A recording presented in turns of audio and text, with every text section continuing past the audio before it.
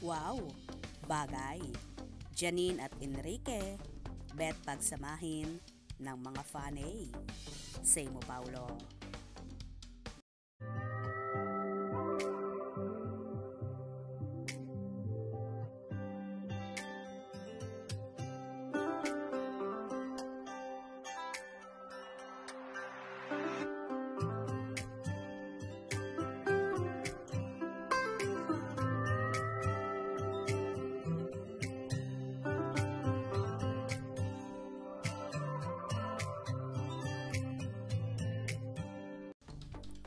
Bigla-biglang nag-trending sina Janine Gutierrez at Enrique Hill.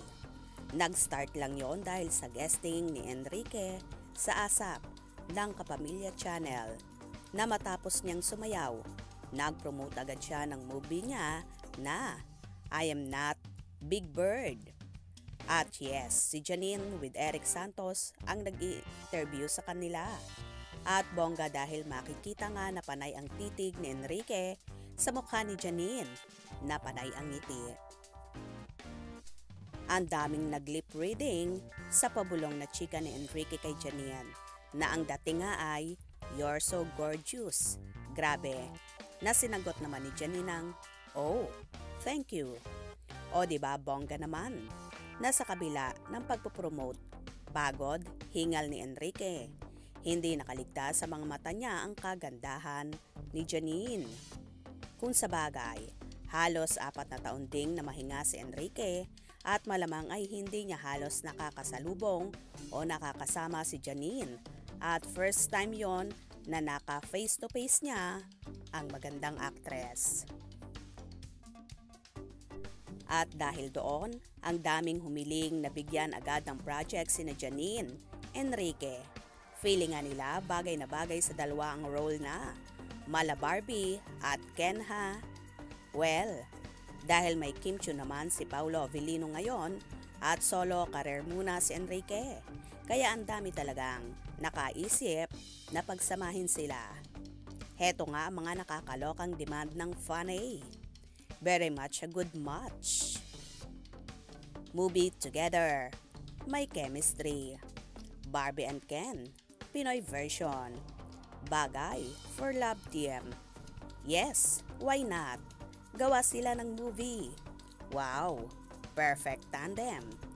Sana matuloy ang project nila. Barbie and Ken ang dating nila.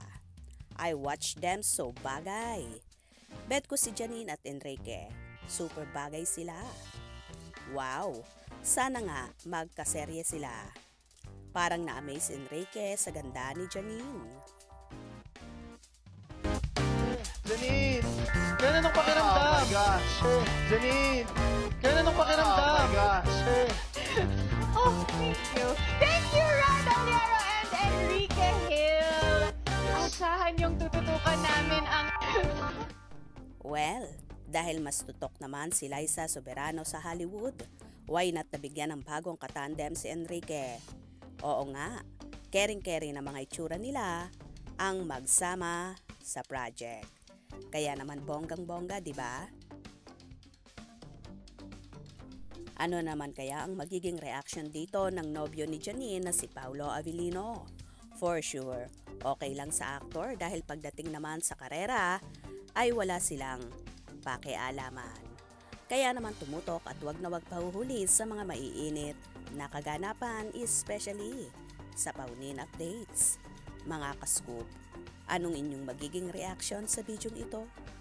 Comment below.